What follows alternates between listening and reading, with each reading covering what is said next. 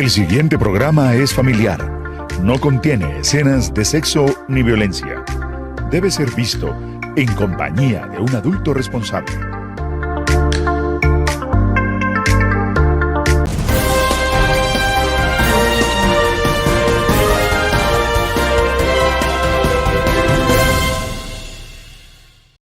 A poco tiempo de las campañas presidenciales, muchos candidatos ya han dado de qué hablar.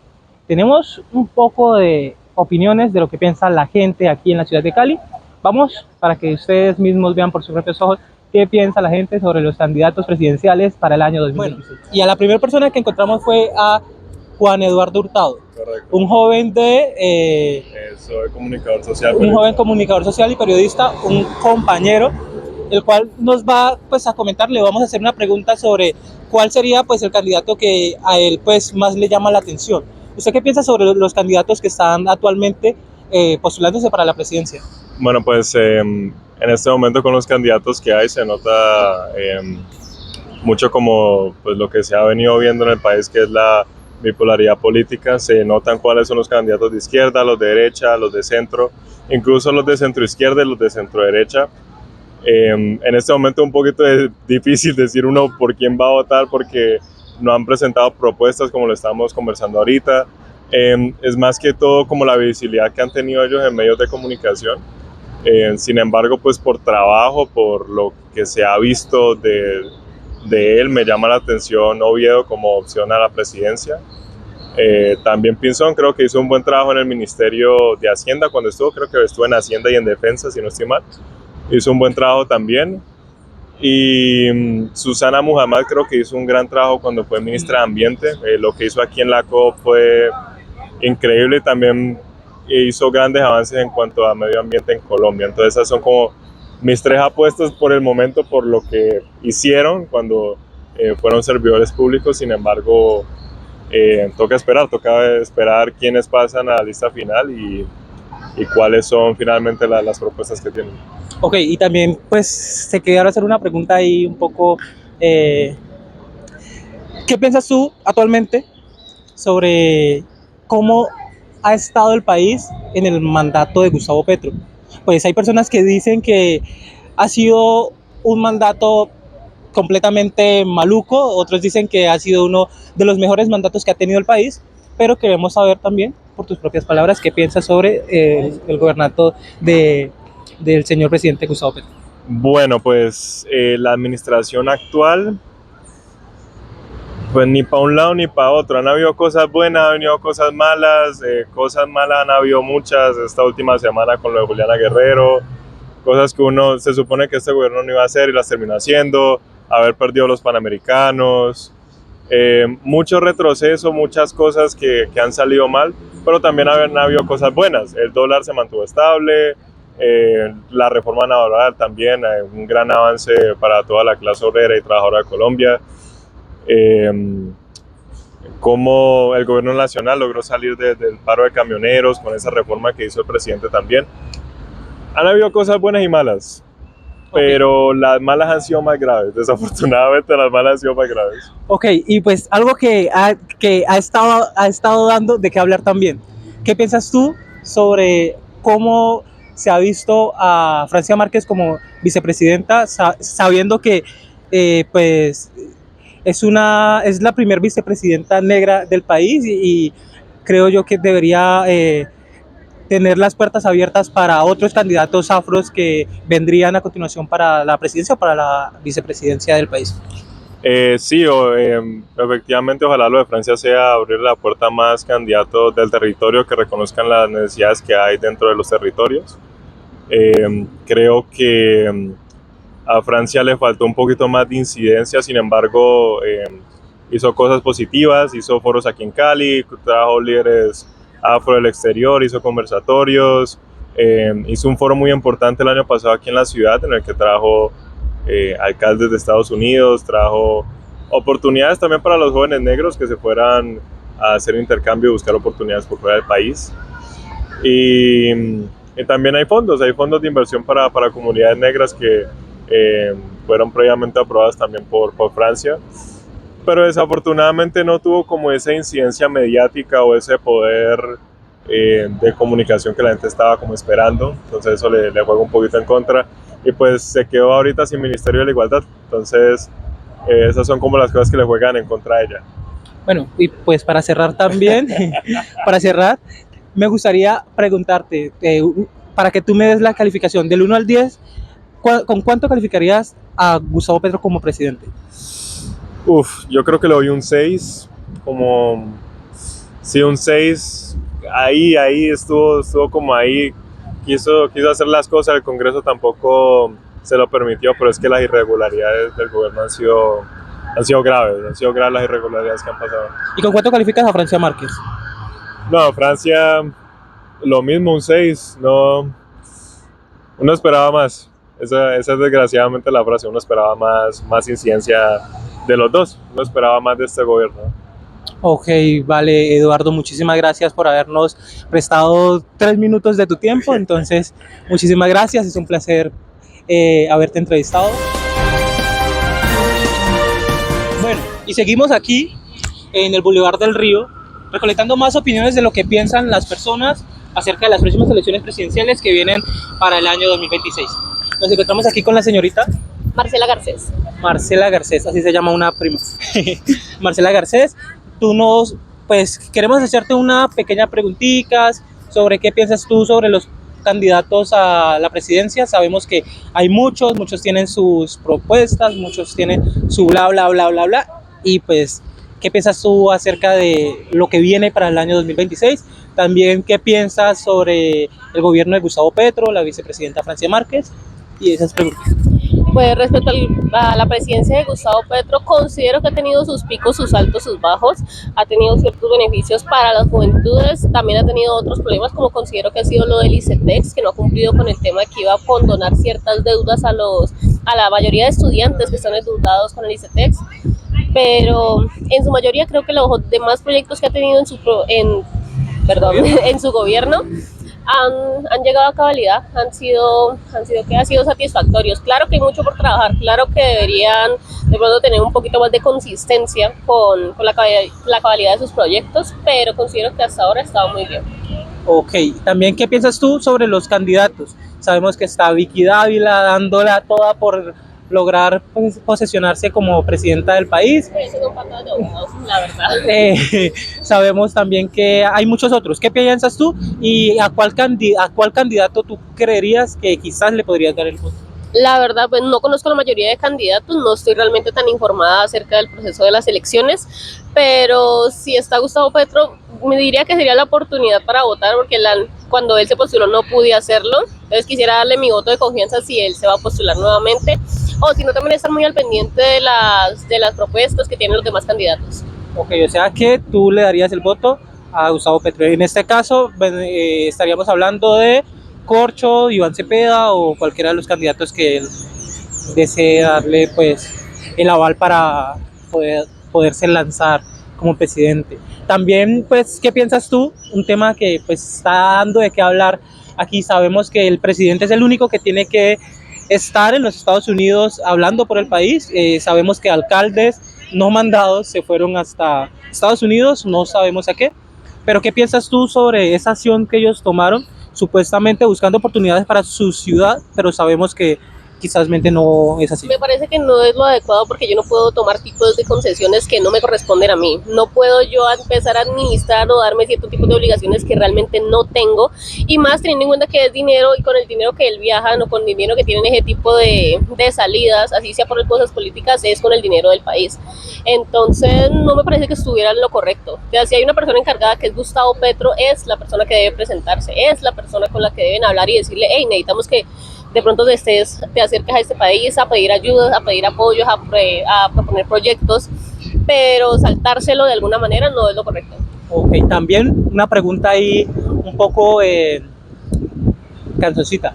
¿Saldrías a votar este 19 de octubre a los consejos municipales de juventudes? Sí, porque pues realmente sería la primera vez que participo en el proceso democrático, entonces sí, claro que hay que participar en todas esas actividades que a nosotros nos conciernen como ciudadanos, y más ejercer el derecho al voto. También pues dije que era la última la que pasó, pero me gustaría también tomar tu opinión. Sabemos que tú eres trabajadora de X empresa. no mencionaremos. ¿Qué piensas tú sobre la reforma laboral del presidente Gustavo Petro? Nada, increíble. Pues hay gente que dijo que esa lo beneficiaría porque pues sabemos que le dio la importancia que no tuvieron los estudiantes del SENA, porque nunca tuvieron un pago como les correspondía. Sabemos que muchas empresas explotaban a los jóvenes. Nosotros somos un medio que no tapamos nada, entonces pues nos gustaría que nos comentes qué piensas de la reforma laboral. Pues respecto al tema de los estudiantes del SENA, yo fui aprendiz SENA, yo hice mi periodo de prácticas en una empresa y pues todo ese tiempo estuve sin cesantía, sin pensión. Y pues es malo porque de todas maneras tú estás formando parte de una empresa, estoy haciendo parte del mercado laboral y no veo por qué no debería yo, por qué en ese tiempo no debería yo recibir cesantías, pensión y todos los beneficios que recibe cualquier persona que pertenece a una nómina, simplemente por ser aprendiz del SENA, por ser simplemente estar haciendo prácticas. Realmente no, eso no es lo correcto porque tú igual estás, si sean 6 meses, 3 meses, etcétera, tú estás prestando tu tiempo, tú estás dando tu fuerza de trabajo a una empresa y eso ya es suficiente para tú tener los beneficios que tiene cualquier otro empleado de la nómina. Exactamente, sabemos que hay ciertas empresas, por no mencionar, que explotan a sus aprendices. Pues en el caso, pues hablemos de una empresa mercantil de mercados, no mencionar Grupo Valorant, para ser más exacto, de uno, la cual explotaba a sus trabajadores. Eso es algo que pues en un país como Colombia, un país donde la gente trabaja porque tiene sus obligaciones, no entiendo por qué tienen que darles más trabajo de lo cual ellos firmaron en su contrato. Eso va en contra de todo lo que en realidad tendría que tener una empresa respeto a sus trabajadores. No, claro, porque, o sea, realmente se establece una jornada laboral, realmente se establece un tiempo en el cual tú vas a almorzar, tú vas a descansar, te dan tus días de descanso. No veo por qué yo debería extenderme más de esa jornada, por qué tendría que yo ponerme la camiseta por la empresa cuando yo estoy cumpliendo con mis obligaciones. O sea, nadie realmente trabaja únicamente para que lo vean o por el gusto de ir a presentarse. Todos realmente trabajamos porque necesitamos pagar ciertas deudas, tenemos ciertas obligaciones, necesitamos cierta experiencia laboral, así que el hecho de que ciertas empresas se tomen ciertos derechos con los trabajadores, con los aprendices y decirle de que, ay, necesito que hoy te quedes un ratico más y eso es algo de todos los días, entonces no es algo ocasional, ya es algo de que tú tienes que dar ese extra todos los días, ese extra en la semana. Pues realmente no, y pues que hay muchas empresas que no lo reconocen, no lo toman como horas extras, sino como tu colaboración, tu favor que le estás dando a la empresa, cuando realmente no es así, porque el tiempo de cualquiera no es un favor y no es regalado, todo el tiempo vale. Exactamente, entonces muchísimas gracias, Marcela.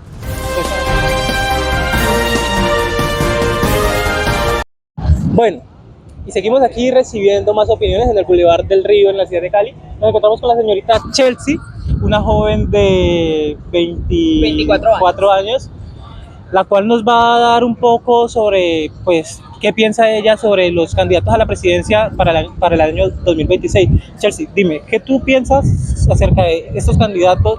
Sabemos que hay muchos que están dando de qué hablar, sabemos que la mayoría han estado envueltos en algún tipo de escándalo, entonces tú, como, ¿a quiénes mirarías como tu opción para ganar el voto?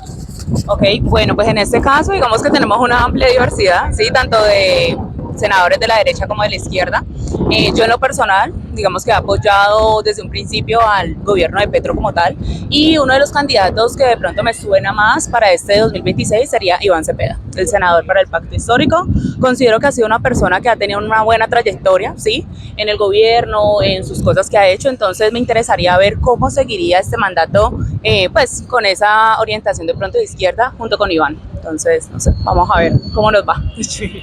Y también me gustaría saber cómo tú calificas del 1 al 10, cómo calificas el gobierno de Petro y pues el gobierno de la vicepresidenta Francia Márquez. Bueno, digamos que como todo gobierno ha tenido sus altas y sus bajas, ¿sí? Digamos que hasta el sol de hoy no creo que haya ningún gobierno perfecto, pero en este caso de 1 al 10 yo lo consideraría quizás entre un 7 y un 8, ¿sí? Tanto con las cosas buenas que ha hecho como de pronto con las otras que ha quizás desacertado. ¿Y a la vicepresidenta Francia Márquez? Es un tema amplio realmente, digamos que y complejo, porque pues bueno, en el principio del gobierno como tal, de pronto ella tenía su puesto, sus cosas por hacer y demás, pero han pasado como ciertos escándalos, ciertas situaciones que le ha bajado quizás la credibilidad del puesto de vicepresidenta. Incluso yo creería que ese mismo puesto de vicepresidenta, ¿será que realmente sigue siendo necesario para un gobierno o no? Esa es una pregunta muy buena porque en sí los vicepresidentes y las vicepresidentas hacen lo mismo que hace un presidente. Entonces ahí pues estaría tomando ese puesto como pues digámoslo así, quizás mente un gasto más para el país o quizás mente porque en ciertas cosas el presidente no tiene tanto tiempo para estar en diferentes lugares. Sí. Entonces, también, ¿qué piensas tú sobre el viaje el viaje? Nosotros somos un medio muy abierto, ¿sí me entiendes? ¿Qué piensas tú sobre el viaje atrevido? Porque es un viaje completamente atrevido lo que hicieron los alcaldes de diferentes ciudades del país en visitar a Washington para quizás mal hablar del gobierno o no se sabe muy bien qué están haciendo. Ellos dicen que quizás que andan buscando oportunidades para sus ciudades, pero raro que todos sean de diferentes, de pues una política diferente a la del presidente actual. No, digamos que en estos temas de candidatura y demás, siempre los candidatos van a buscar el oportunismo, ¿sí? Obviamente como aliarse quizás de alguna manera y encontrar apoyo que si no lo encuentran aquí en este país, ya sea por el gobierno pasado, por tantas cosas que han pasado, o pues de pronto lo buscan por otros lados o por otros medios de volver a quizás recuperar esa credibilidad que perdieron en su momento. Entonces, bueno, vamos a ver cómo van las elecciones, pero va a ser un caso interesante. Entonces seguimos aquí en el Boulevard de El Río. Nos encontramos aquí con Mauricio. Mauricio es una persona que sabe mucho sobre política. Mauricio, ¿cómo tú miras esta administración de Alejandro Eder? ¿Y cómo miras también el viaje dichoso que se dieron algunos alcaldes para viajar a Washington? Quizás buscando oportunidades, como dicen, para la ciudad, o quizás mal hablando de la administración del presidente Gustavo Petro. Entonces, cuéntanos tú qué piensas acerca de la administración primero y después qué piensas sobre el viaje. Mira, yo creo que todas las administraciones, todos los ejercicios políticos siempre van a ser complicados porque cuando uno llega cuando uno quiere que voten por uno, pues uno promete una cantidad de cosas que finalmente puede que en las propuestas diga cómo lo va a cumplir, pero cuando se encuentra con la realidad de la ciudad y de lo que es Cali, pues de pronto es más difícil. Yo creo que a él le ha costado mucho la seguridad, ¿sí me entendés? Cali ha sido la ciudad más bombardeada en los últimos 4 meses, nos han metido 4 o 5 bombas y pues no se ha hecho nada, pues él sale eufórico a ofrecer recompensa, pero pues nunca hay una prevención. Siempre sales a reaccionar sobre lo que pasa, pero no hay una prevención sobre la seguridad. Los robos pues siguieron aumentando, los homicidios, digamos de alguna manera, creo que se ha dedicado un poco más a preocuparse por poner multas y sancionar a los infractores, a los que no tienen papeles, a los que de alguna manera no tienen cómo solventar los gastos que requiere pues tener una motocicleta o un carro. Se ha dedicado más a eso que a velar por la seguridad. Más sin embargo, creo que todavía le queda tiempo para mejorar, ¿no? Hay cosas como la plata que le dio al Club Colombia y bueno, en fin, otras vainas ahí que son cuestionables. Yo considero que todavía tiene tiempo de reaccionar, digamos, yendo al tema del viaje a Washington, yo considero que no está mal siempre y cuando traiga inversión, traiga plata para la ciudad, ¿sí? Si va a ir allá, como vos decís, pues a hablar, a decir que el presidente no lo ayuda, que el gobierno está mal y no sé qué, y no busca una solución, digamos, bajar recursos de allá, ¿sí? Que se traiga, no sé, 1 millón, 3 millones, 5 millones de dólares, o que haga acuerdos para que más turistas vengan, pues digamos de alguna manera sería en vano. Yo espero, ¿sí? Y le estoy teniendo fe a él de aquí a que se termine su mandato, de que recapacite estos 2 años y que pueda enderezar el camino, pues al menos que traiga inversión. tengo que reconocer que culturalmente ha trabajado, trajo el concierto de Shakira y ha tratado de culturalmente mostrar más a Cali en toda parte del mundo. Pero digamos que para los caleños, o sea, él trata de mostrar una ciudad afuera que los caleños no la vivimos, ¿me entendés? Es como que afuera Cali es donde debes estar y no sé qué, pero acá adentro los mismos caleños, los que vivimos la realidad de la ciudad, no queremos estar en Cali porque está peligroso, porque... Entonces, lo que digo yo es, todavía tiene tiempo de recapacitar, de enderezar el camino y ojalá lo haga en estos 2 años que le quedan. Ok, también me gustaría saber, y sé que a toda la ciudadanía caleña, a todos los caleños, nos gustaría saber qué piensas acerca del tema de que se le está mandando el tránsito a toda la ciudad.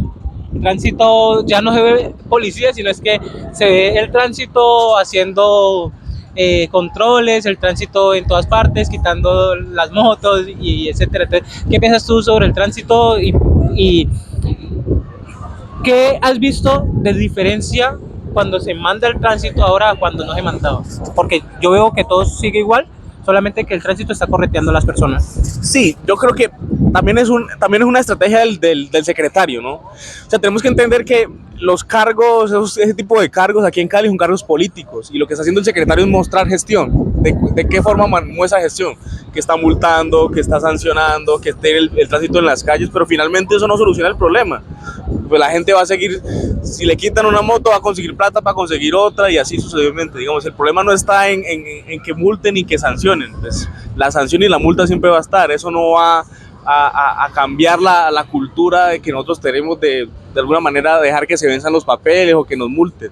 O sea, el tránsito se ha concentrado más en sancionar y en multar que en de alguna manera hacer pedagogía, por ejemplo. Explicarle a la gente por qué es importante o decirle a la gente, no he visto yo el primer video de la Secretaría de Movilidad de Cali en donde diga en dónde se está yendo la plata de las multas, por ejemplo. Si la gente está pagando y bueno, listo, está saliendo a hacer redadas y a coger los carros, bueno, listo, la gente que paga la multa y saca su moto, ¿qué pasa con ese dinero? ¿A dónde se va? Sí, pero pues nadie ha hecho como una rendición de cuentas. Creo que no he visto la primera rendición de cuentas de la Secretaría de Movilidad donde diga, vea, esta plata la recogimos y con esto, no sé, tapamos tantos huecos. Pero me parece que es incoherente y no tiene ningún sentido que las calles en Cali estén con los huecos más grandes de la tierra, que los semáforos estén malos, que no haya una semaforización inteligente, que las luminarias, por ejemplo, estén dañadas en muchas partes, que las vías estén en mal estado y que el tránsito sí funcione para multar a la gente, sancionar, quitar el vehículo. Listo. El Estado está para unas cosas, pero para otras no. Entonces, está para sancionar y para multar, pero para el beneficio no, ahí sí ya el Estado ya no nos toca, entonces ahí ya no es responsabilidad de la Secretaría de Movilidad. Entonces yo siento que hace falta una rendición de cuentas en donde diga, listo, salimos a multar, estamos haciendo redadas en toda la ciudad, pero recogimos tanto dinero y ese dinero lo estamos invirtiendo en estos programas de la alcaldía, pero pues no sale eso. Me parece que falta una rendición de cuentas al respecto, considero eso. Así mismo es, Mauricio, sabemos que Cali, yo creería que es una de las ciudades con más huecos peligrosos de esta zona.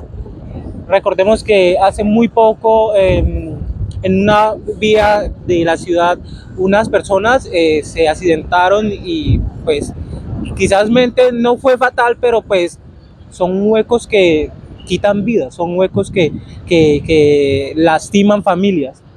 En López hay severo hueco.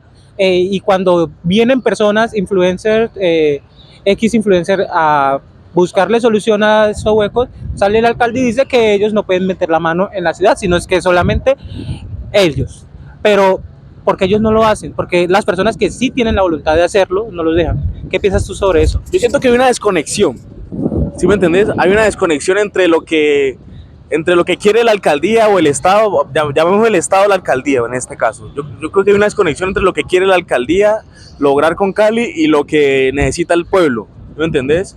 Y me pareció muy, muy curioso, por ejemplo, que el secretario de Movilidad diga que si tapan los huecos hay más accidentalidad, o sea, que no tapaban los huecos, porque si tapaban los huecos entonces los carros iban más rápido y había más accidentalidad. Pues la gente está matando en los huecos, ¿sí?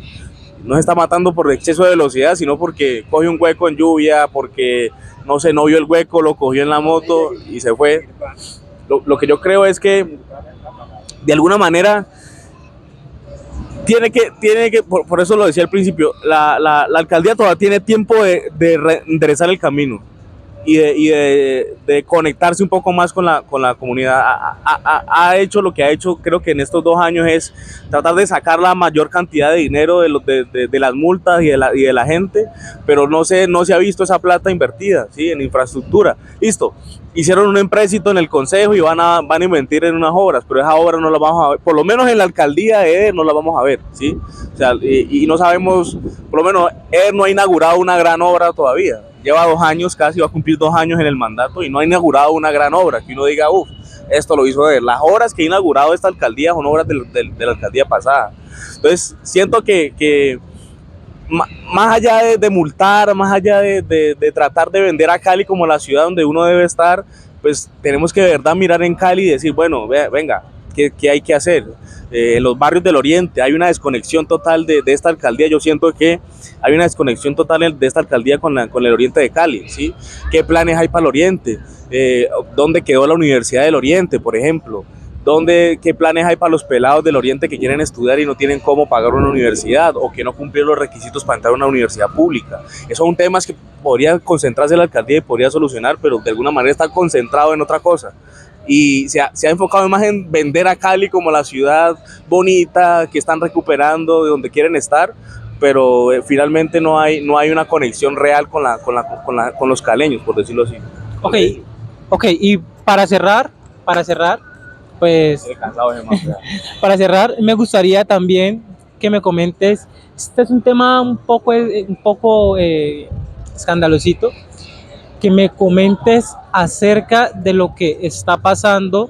Pues sabemos que en ciertas cosas esta alcaldía le ha dado la mano más a los barrios altos de la ciudad de Cali, y mientras que los barrios bajos, como serían el oriente de Cali, están siendo olvidados. Recordemos que Cali está dividida, hay una Cali para los ricos y hay una Cali para los pobres.